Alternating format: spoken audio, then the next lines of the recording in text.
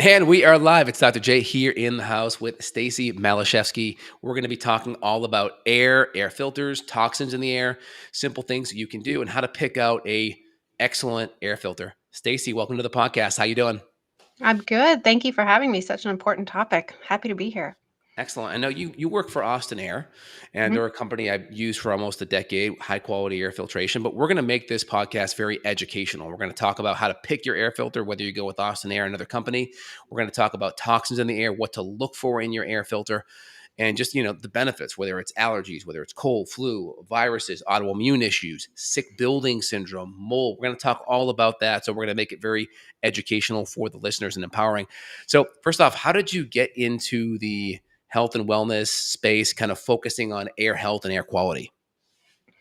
Well, you know what? I'm a certified health coach, Hmm. and it's been a long time passion of mine, just natural health. And I'm also a marketing person. And so, you know what? At Austin Air, it kind of like melds and marries the two passions that I have. So it was perfect. Perfect That's fit. great. That's awesome. Yeah. So, what are some of the big toxins people should be looking out for? Is it just simple dust? Is it the formaldehyde coming off of, the flooring? Is it the VOCs coming off the paint, the PBDs off of the couch or sofa? Like, what are the big things that most people could be sensitive to in the air in the everyday home? Well, simple answer D, all of the above. Okay. um, yeah, Okay. but I think there was this misconception, for a long time that you look at older houses or older buildings would, you know, people would think have the worst air quality because maybe it's older, buildings that are worn down or maybe leaky windows and then there's mold and Asbestos or lead yeah, paint or all something like those that, right? things. Yeah, and that's legit. That's true. There Hmm. are the potential for those. I think though that what we're seeing nowadays is, buildings, homes, they're being built much more airtight. And so the lack of ventilation, I think sometimes, creates a problem when you're talking about air quality because ventilation is so important. You need that extra air coming in. And then now we have, so many different building materials that are off gassing, your flooring, your couches, your furniture, your paint, all these different things are, putting air pollutants in the air. And then, add to it, we have wildfires everywhere. We have Hmm. smog, depending on where you're, if you're in a city, the potential for smog and emissions. But then, even in rural areas, you have the pesticides and farming emissions. So I don't think, anyone is really, quote, safe anymore. I mean, we all have air quality issues, regardless, new home, old home, city or country. It's a problem. So. And so what are the big toxins that you're seeing in newer homes right now? Is it just the preservatives in the paints, in the floors, in the drywall? Like is that where it's primarily coming from in the newer homes? Well, in newer homes, you have the flooring. The flooring is Yep. off gassing. I mean, and that's just, and for a long time, I think they say like it's years. So you might put new floors in, and it's going to be a few years before those stop off gassing, if they do, depending on the type that you put in. There's formaldehydes, these glues, they're all putting stuff into the air. Then, we have, gas appliances, the NO2 that's in the air. These are known lung irritants that can trigger asthma, COPD, all these different things. So, I mean, it's a lot. Your furniture, then, my gosh, the plastics, the microplastics, Hmm. computers, technology, these are off-gassing flame retardants. So, all of these things, compiling and making like a potpourri Yep. of pollution in your house. And then let's not forget, if you're opening your windows and if you are trying to get ventilation, what's coming in from the outside? What emissions are you bringing in? And then you close your windows and that's getting trapped in there. The pesticides, it's shown that pesticides are in the home, and so then you're adding to what's already in the home and it creates such a problem. That makes sense. That makes a Yeah. lot of sense. All right. Wildfires are another one. Wildfire smoke travels hundreds and hundreds of miles. It doesn't stay put, and we know how toxic that is. It's metals. It's so many different things. So That makes sense. And so essentially we have pesticides in the environment closer to a farm. It could be glyphosate. It could be different organochlorines, different Hmm. herbicides, fungicides. We have the incineration, right? All the polycyclo, what do they call them? PFAS, PFAS, Yep. or no? That's PFAS. yeah, PFAS are more like the non-stick stuff. But then we have the polyaromatic hydrocarbons, the Yes. PAOS. Yeah, so that's going to be from Yeah. like the incineration of smoke. We know the Hmm. California wildfires over the last 3-4 years, lots of that. So we're getting a lot of Yeah. that particulate out. I have my home upstairs being painted, and so obviously a lot of off gassing. So we have 2-3 Austin airs running, a couple of air doctors. We got a lot of different filters kind of running and cleaning things Pulling out. it. And Hmm. so that's a big one. Anyone that's renovating a home, even just painting, putting in new flooring, off gassing could last months, right? In some situations, Right. years. So you want to have good air filtration to filter out that, correct? Correct. Absolutely. Yes. I mean, you have so many different things coming in that you don't think about. I mean, like when you talk about wildfires, I'm like, gosh, that's like you're not just burning organic matter, wood and trees or whatever. You're burning buildings, cars, like all these things. And so it's a lot of pollutants that are coming in. I think they said, they've done a ton of different studies, even in like LA, where the LA, the air is bad, um, but it's much more worse indoors, and even in LA, and Right. that's terrifying. you know. That makes sense. That makes so much Yeah. sense. Now, people come in all the time, they're looking for air filters. You see chronic allergies, chronic sinusitis. Hmm. Have you seen little stories of people come? And I know I can speak to myself and patients and what I've seen, but not only changing air filtration. Have you seen significant turnarounds in some of these chronic health issues with just adding in an air filter? We get testimonials that are sent to us and reviews and people that write in all the time. I mean, every day we get somebody saying something. And yes, it's true.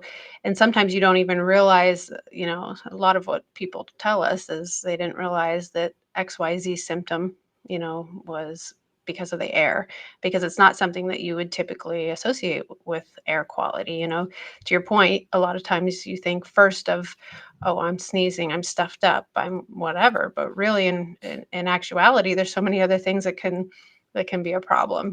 Sometimes people get migraines and headaches, or just that fatigue or body aches, or you know what I mean. And so they're not necessarily connecting the dots that this is, hey, an air quality issue. And I think that's where the sick building syndrome really sheds a lot of light on it. Is that the varying symptoms of sick building syndrome are not isolated to just these respiratory situations, That makes sense. And why is it Yeah. the air quality is just so poor in the inside? Is it because of just poor ventilation on the inside? Is it because a lot of the toxins from the outside come in? And how does moisture levels impact it? Because I know if Mm. humidity gets too high, humidity can cause the dust to kind of grow mold as well. So let's talk Yep. about the humidity. And is it a ventilation issue? Why is the inside air inside these buildings getting just so toxic?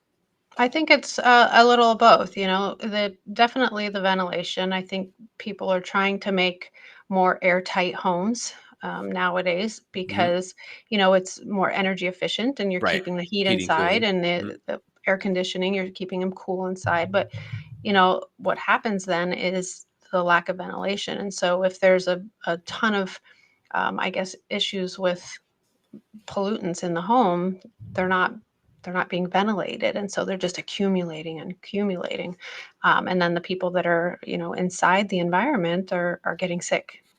So That makes sense. So there's this yeah. energy efficiency push, saving money on cooling, saving money on heating, Yeah. but then that also makes it harder for the air to kind of ventilate through. And so Yeah. that's where either you really being on top of having either like a really good ventilation system where you can open the windows up and get things moving, or adding in an air filter where you can just get the stuff filtered out.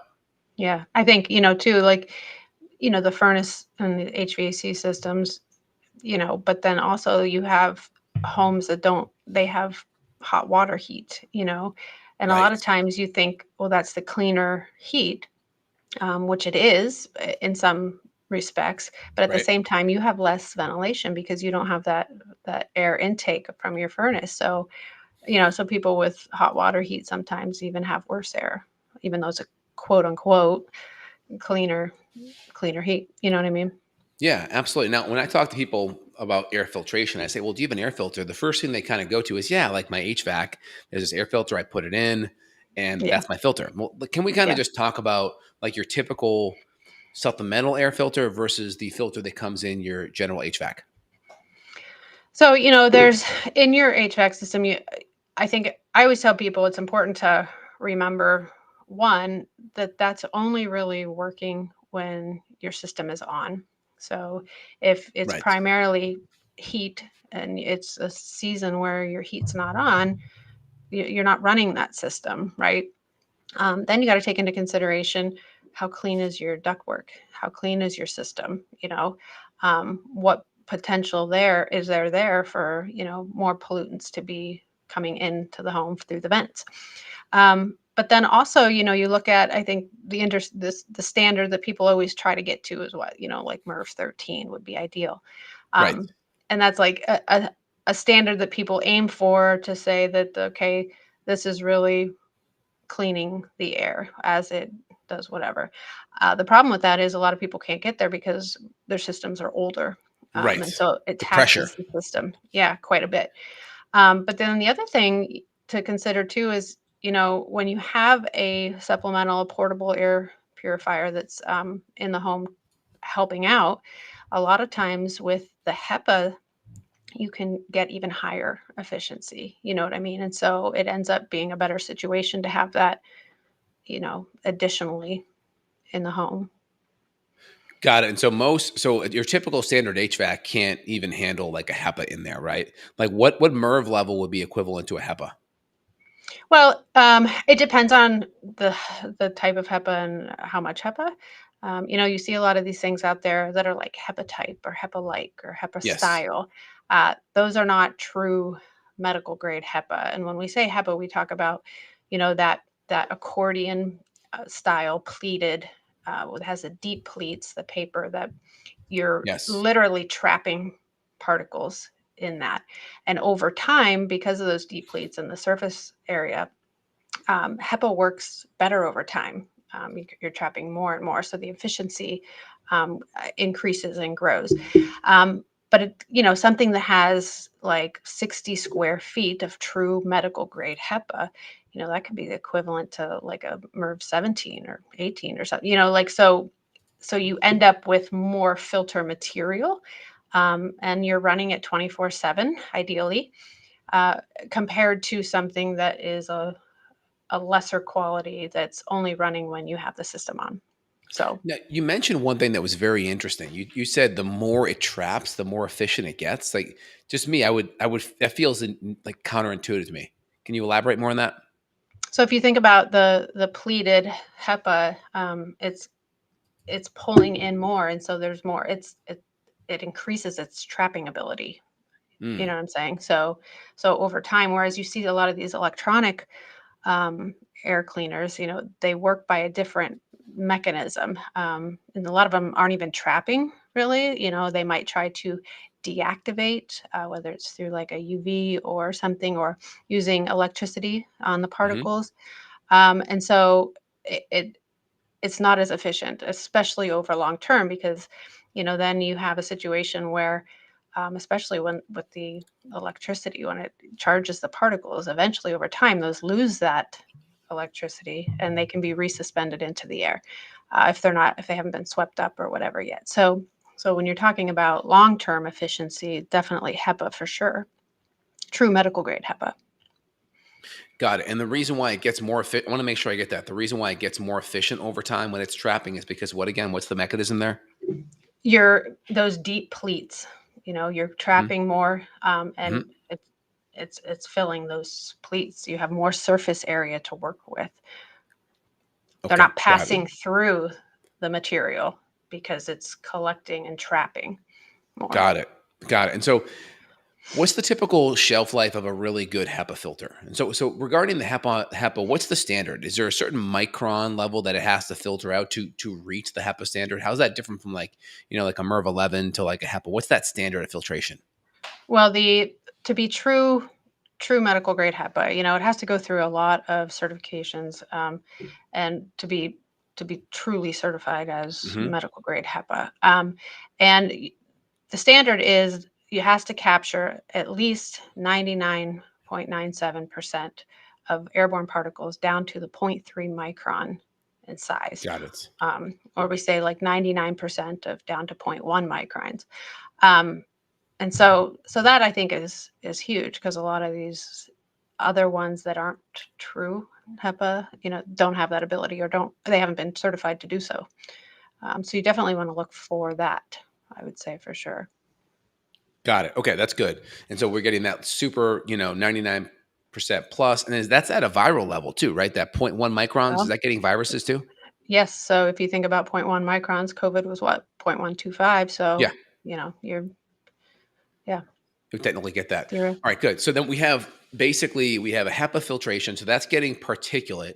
Now let's talk about some of the extra things that some filters have, some don't. You may just hear a HEPA filter, but then let's talk about other types of medium that can be put in these filters. So I know we'll just speak to the Austin Air. I know there's activated charcoal and zeolite, for mhm. instance, which can filter out other things. Let's talk more about those medium out of the gate. Okay. Yeah. So ours, we have up to 15 pounds of granulated activated carbon and zeolite. It's a blend. And the importance there, you think about the carbon and zeolite, they're both very porous. Zeolite comes from a volcanic rock, and Hmm. so they have this surface that is porous. And so it can adsorb some of these toxins, a lot of Right. the gases, the VOCs, these types of things, the odors. That's where the carbon's going to get it. So ideally, the EPA put a lot of really good guidance out there. They did a review, many pages. They looked at like 100 different types of air cleaners, and what they found at the end of the day was the most efficient air purification technology is a combination of HEPA and carbon. And that's because, like we've been talking about, the HEPA is going to get those particles down to the 0.3 microns or zero point 0.1 microns. And that's going to be your allergens, your dust, your spores, Hmm. your particulate matter, right? But then we have this whole other classification of pollutants that are many times even more harmful to people. And those are those gases, those, Hmm. VOCs. And so you really need that combination. You need the carbon to be able to adsorb that, the carbon and the zeolite, for sure, to get them both to really truly clean the room of all the widest range of pollutants that you have. So in general, if you just had like some of these off-gassing pollutants going through like a HEPA, that may not grab all of them. Correct. Right. Okay. And I think this is hugely important when you're talking about, like, especially like a wildfire situation. You obviously, I see it all the time. You see it online, people making these DIY air purifiers with their box Right. fan, and they have the like filter, which, okay, maybe it's grabbing some stuff. Yeah. But if you're in a wildfire situation, you've got a lot of gases, you've got a lot of VOCs, you've got formaldehyde, you've got all these different A things. lot of toxins You in the air. need that carbon. That's the carbon is going to be the thing that's really protecting you. And I can't stress that enough. I stress that constantly with people when we talk about this. I mean, but even in a home, say, that has gas appliances, or a home that was newly renovated that has brand new floorings, and you talk about that like new car smell, and then you have that new home smell. That new home smell is chemicals. That's a problem. And so you definitely want to make sure that you've got something that's circulating the air and pulling these things out, for sure. And does the zeolite work the same way as the activated charcoal? Was that carbon as well? It's a volcanic rock. Yeah, Volcanic it's rock. very adsorbent, especially when it comes to odors.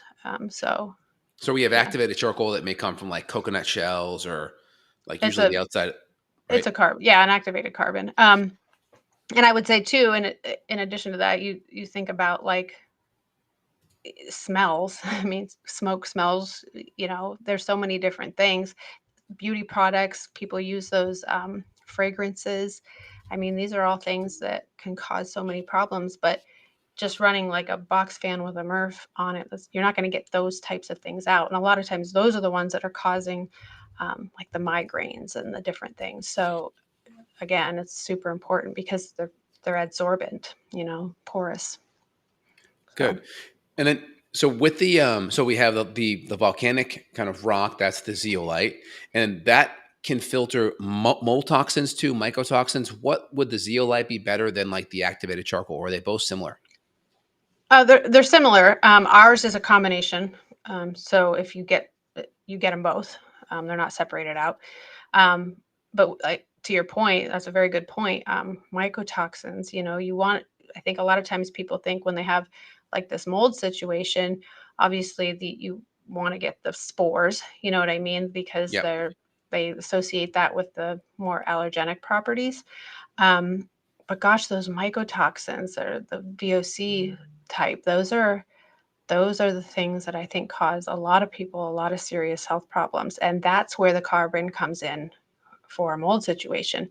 A plain air purifier that just has the HEPA, you're going to get the spores and the particles or whatever. But really, gosh, those mycotoxins, you need the carbon for sure. That's good. All right, very good. And so when you said adsorbent, can you kind of just talk about adsorb versus absorb, B versus D? You were kind of using those words. I want to make sure the listeners kind of get the difference. You're adsorbing it, like the carbon will adsorb it. It's going to attach to the surface. And when you think of absorb, it like disappears. It's not that it's disappearing, it's attaching. The Yeah, I kind of the adsorb. analogy I give to patients is like absorb is like a sponge sucking up liquid, and Hmm. adsorb is like imagine like a magnet attracting iron Yeah. filings. It's Or kind of like a like big, like your it's lint roller. attracting it. Yeah, yeah, Your like your lint tape, like, roller, yeah, bingo. So it's yeah, coming in there and it's attracting that. And so yeah. I notice, some have smaller kind of activated charcoal VOC, some have bigger. I know I just replaced all my 5-year big Healthmate Pluses. And so there's like 30-pound canisters. They're big Hmm. ones.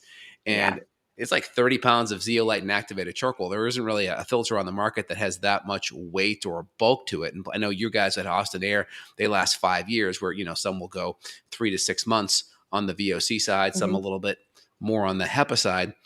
Um, Talk about like the length of time. How is it just because of the bulk of size of how much sheer media is there that you can go Yeah. 5 years versus some of the other units that go less in regards to the refill time?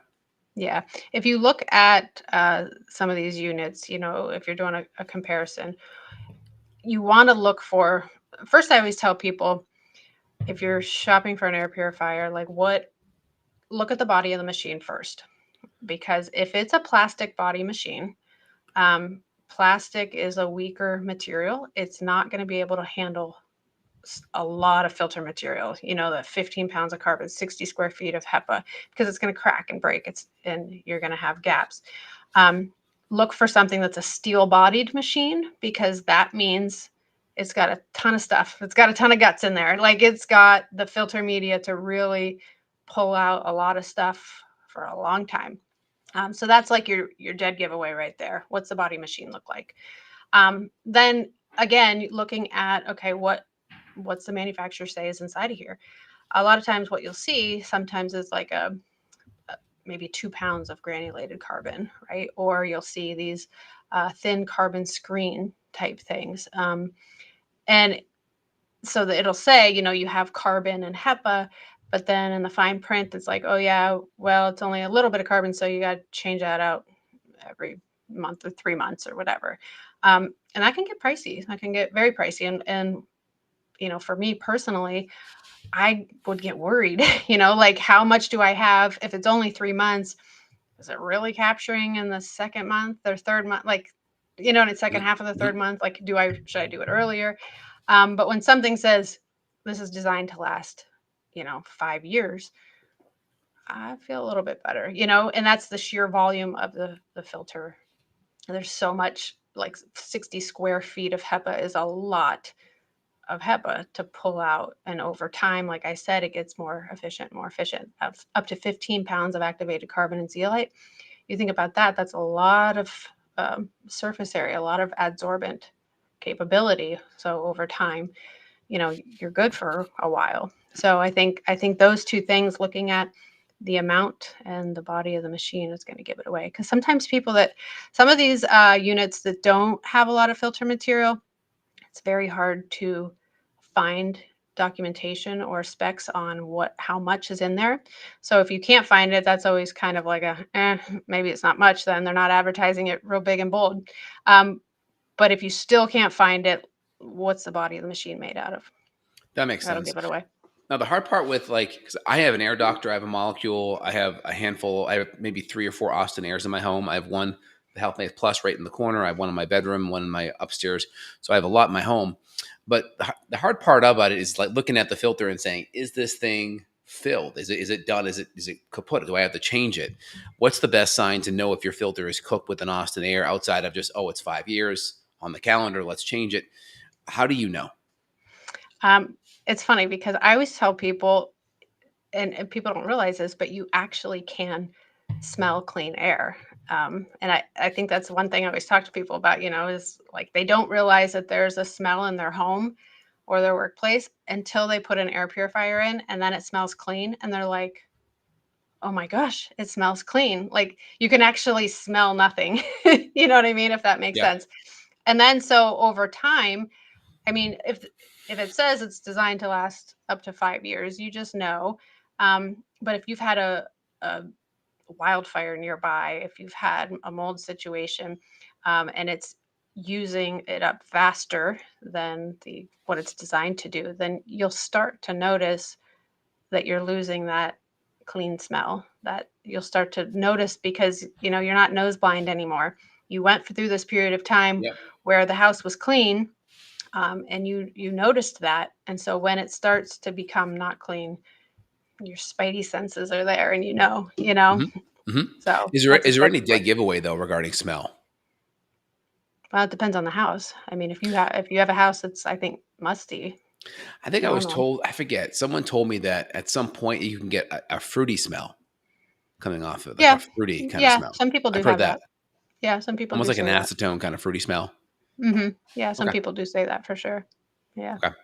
Very good. Yep. All right. And so tell me about the HEPA filtration size. You talked about the 99.7% and the up to zero point 0.1 microns. You mentioned that some companies advertise smaller.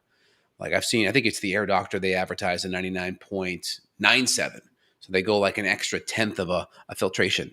So what's your take on that? Is that kind of above and beyond? Just 99.97 is the standard HEPA. So okay. Austin would have that too. So if it's a true medical grade HEPA, it's 99.97% Okay. of airborne particles down to zero point 0.3 microns.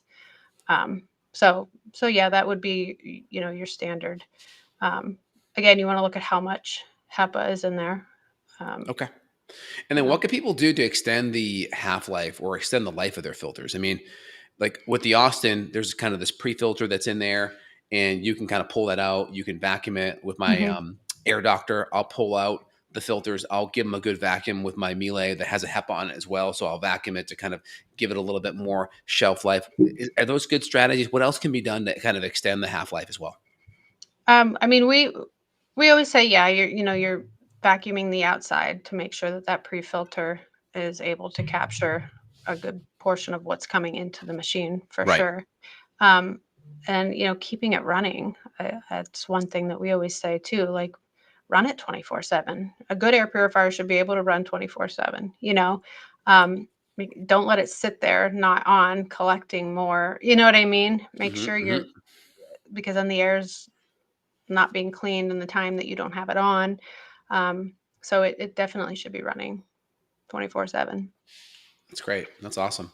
Yeah. What else people need to know about their air filter? So if they're going into, let's say they're on a budget, they can't quite afford the Austin Air, but they want to get a filter. What else can someone look for to find a decent filter?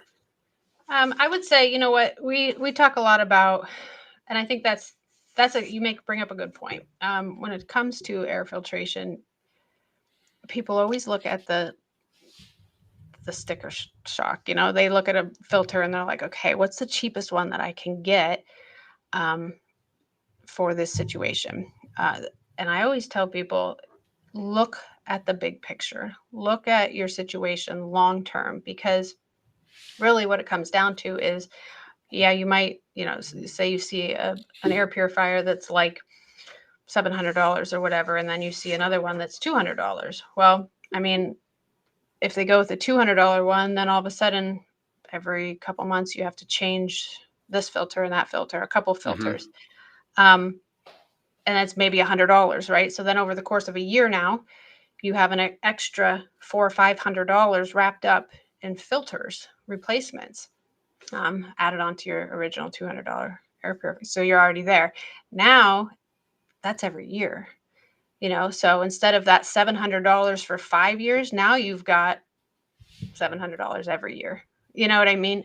Yeah. That first year and then 500 every. So it adds up. Not only that, but you're losing efficiency. You know what I mean? That's not as efficient. And so in the long term, you're ending up, you spend so much more money than just investing in the one that's going to last you 5 years from the get-go. You know what I mean? Right. And then also when you think about it, I mean, you want something that's going to run 24/7, that's built and designed to last 24/7. Some of these, they have all the bells and whistles and the sensors and the this and that. And we know that smart things like that, smart bells and whistles often break. So Keeping it then, simple sometimes. yes, absolutely, for sure. So big Yeah. things out of the gate is one, look at filter, make sure it's at Hmm. least a HEPA. Most are, but make sure it's at that HEPA quality. Two, look Yeah, at the medium. Is there activated charcoal in there? Is there zeolite? And then how much of it? correct. And then three, make sure there's enough engine power or motor power to be able to Yep. move that air through. That's 'Cause if- that's huge. Yeah, that's big. that's huge because a lot of these are not designed for that. I would say, when COVID happened, we saw so many different companies that came on the scene with a solution for that, these air purifiers. And not a lot of them are designed to run 24/7 or for an extended period of time. Maybe they can run 24/7 for a few months and then, you know what I mean, they're kaput. Yeah, for Ours. my kid's school during COVID, I bought a Healthmate Plus. I'm like, all right, just put it Mhm. in the big area that'll at least get a good because the Healthmate Plus are big and those will cover a couple thousand feet per 20 30 minutes, right? It's a massive machine. Yeah. So I mean, all of our standard Healthmate Plus, the bedroom machine are, yeah.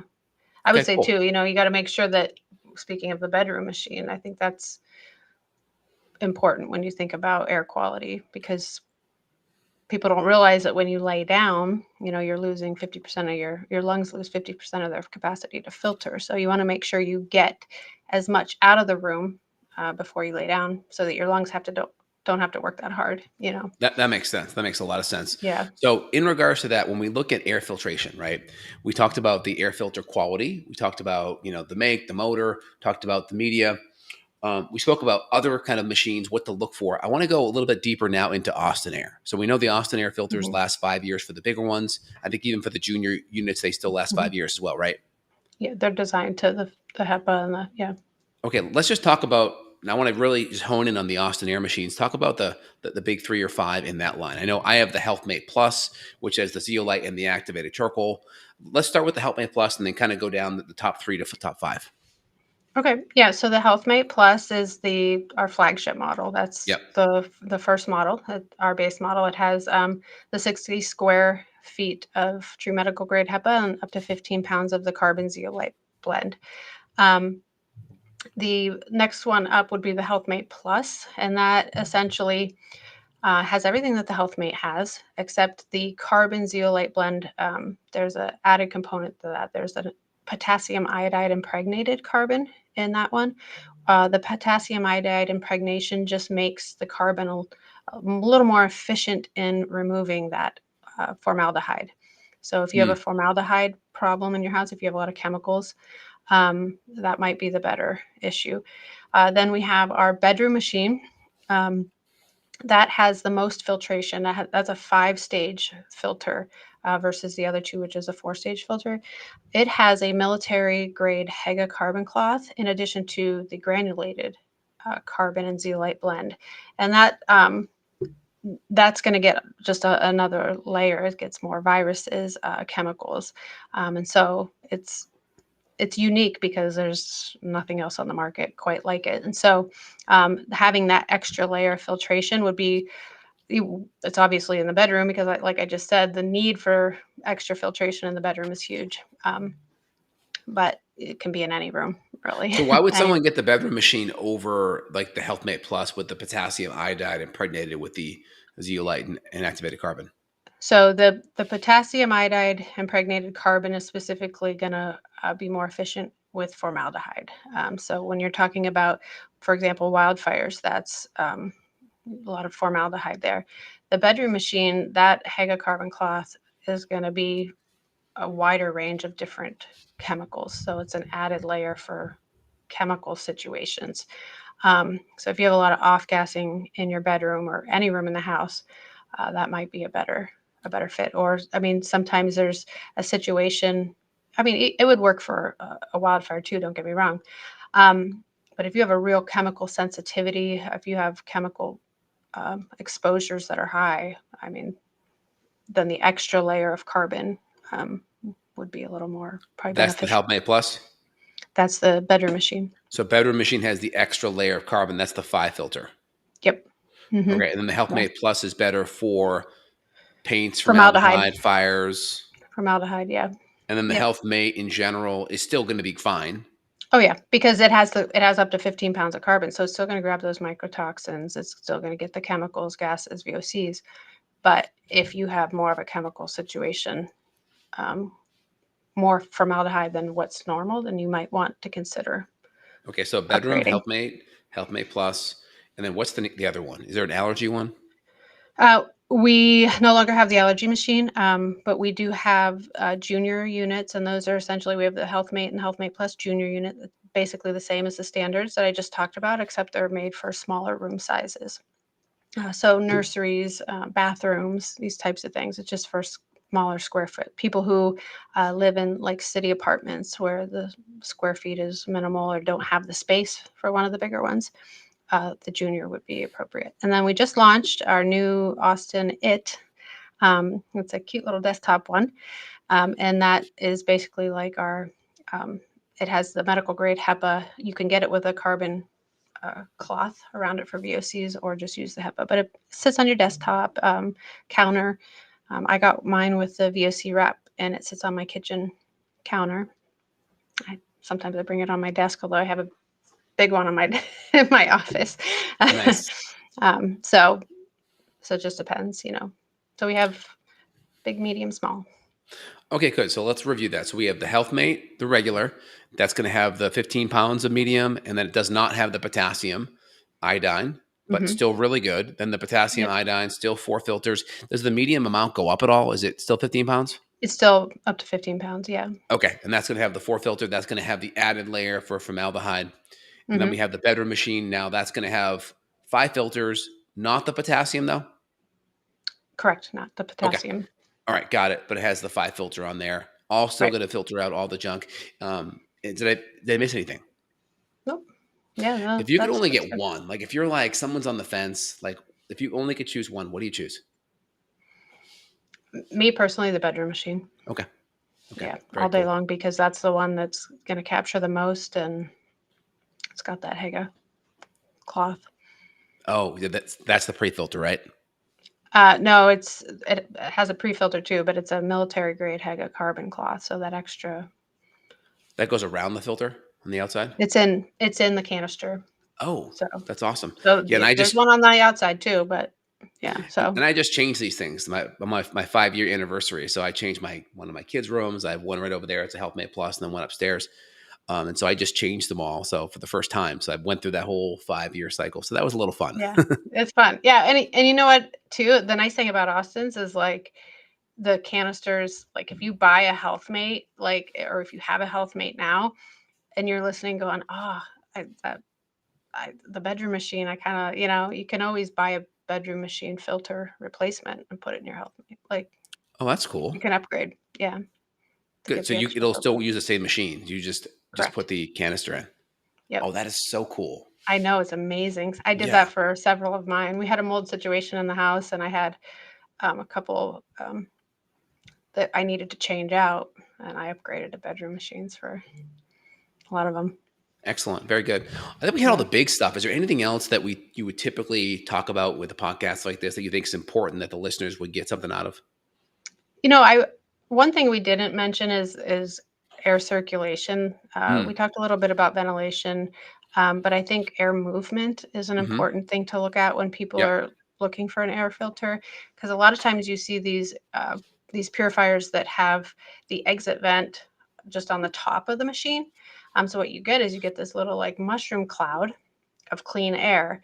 Um, but really, what you want in order to clean the entire room, all the air in the room, is you want the air to circulate in a vortex. And so, if if you look on ours, there's an exit vent on the side of the machine. Ideally, you want to place that in a corner a little ways away from the wall so that that exit vent, when it's pushing the air out, it hits the wall and it creates this circular vortex. So you're moving air. And then it has all four sides, the intake vent. So you're pulling it in the machine, pushing it around the room, moving air. So that your entire room is clean. You don't need just this little pocket around the machine. I think that's important to look for. Look at where the exit vent is. And so it'll give you an idea of how that's going to circulate throughout for sure. Yeah, that makes a lot of sense. Excellent, Yeah. Stacy. Anything else you want to leave listeners with? Well, that's about it. I think we covered a lot of ground here Good. today, a lot of Cool. important stuff. Awesome. Yeah. Well, I'll put in the links below in the description, some of the links to the different Austin Air products that I carry. So if you guys want to dive in deeper, and hopefully everyone's going to get to be, just better at being able to understand filters and what to look for and what not to look for, so everyone can make Yeah. a better decision when they're out there buying. So, Stacy, I really appreciate you jumping on this podcast and just dropping all this excellent knowledge that you did. Thank you. I appreciate you getting out there and making this